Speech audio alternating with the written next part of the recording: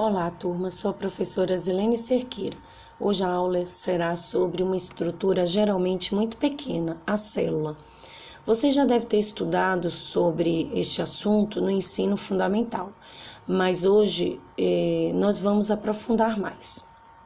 Você sabe que o nosso corpo é formado por várias células, certo?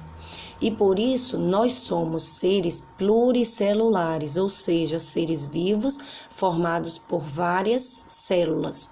Mas existem seres vivos formados por uma única célula, e estes seres vivos chamamos de seres unicelulares. Você saberia me dizer quais são esses seres vivos unicelulares? São as bactérias, as árqueas, os protozoários, algumas algas e certos fungos. A maioria das células possuem estruturas muito pequenas, geralmente não podem ser vistas a olho nu. Isto significa que só podem ser analisadas usando um microscópio. E esse instrumento acredita-se que tenha sido construído em 1591, no século XVI, por Zacharias Janssen. Porém, foi no século XVII que Anthony van Leeuwenhoek empregou o microscópio para estudar a natureza. Ele observava materiais biológicos e, como ele tinha conhecimentos de técnicas ópticas, construiu um microscópio de uma só lente. Os materiais de observação dele eram a água estagnada, o sangue e os espermas. Por isso, ele descobriu, respectivamente, os micro-organismos, as hemácias, que são as células vermelhas, e os espermatozoides. Mas foi o inglês Robert Hooke que aprimorou o microscópio de Leeuwenhoek, acrescentando mais uma lente, e por isso pôde observar vários materiais. Robert Hooke apresentou em 1663 aos cientistas em Londres, primeiramente uma planta, um musgo, e na semana seguinte mostrou aos cientistas finas camadas de cortiça. E enquanto ele analisava a cortiça no microscópio, ele percebeu que ela era formada de inúmeros compartimentos vazios, que ele comparou às células de um convento, sabendo que células significavam pequenos quartos, denominou-as em inglês cells. Este termo, em português, significa célula, deriva do latim e seu diminutivo é cella, significando pequeno compartimento. Por isso a denominação de célula à sua descoberta. Já a célula eucariótica tem uma estrutura mais complexa. Suas estruturas membranosas internas vão desempenhar várias funções específicas, como digestão, transporte, armazenamento de substâncias. O citoplasma da célula eucariótica é um labirinto de túbulos e bolsas membranosas, que chamamos de organelas. Apresenta núcleo organizado, ou seja, possui membrana nuclear, a carioteca, e nele é encontrado o material genético, material hereditário.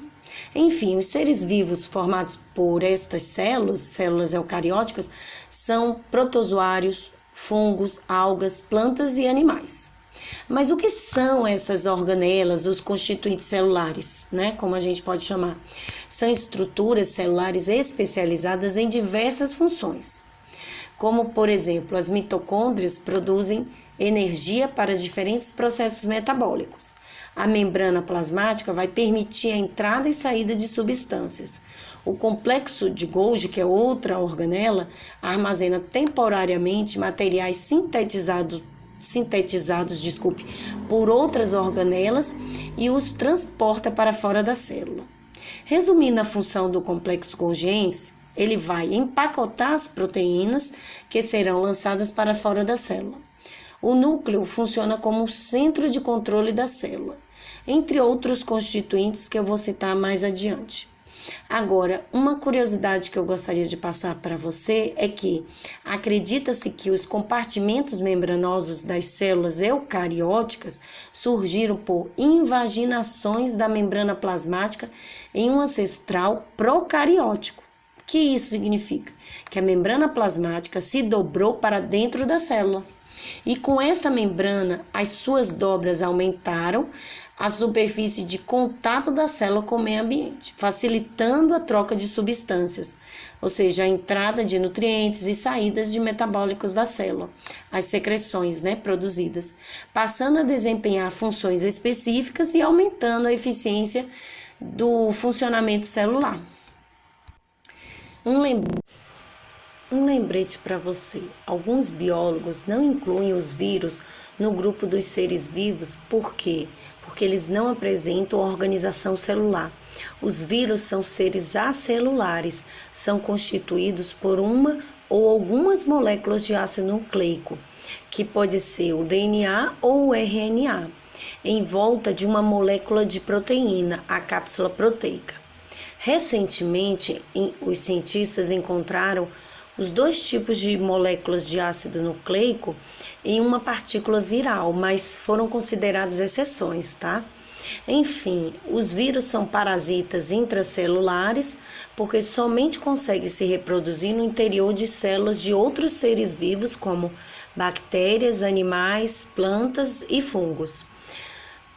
Agora, a imagem que você está visualizando neste instante são as estruturas básicas de um vírus.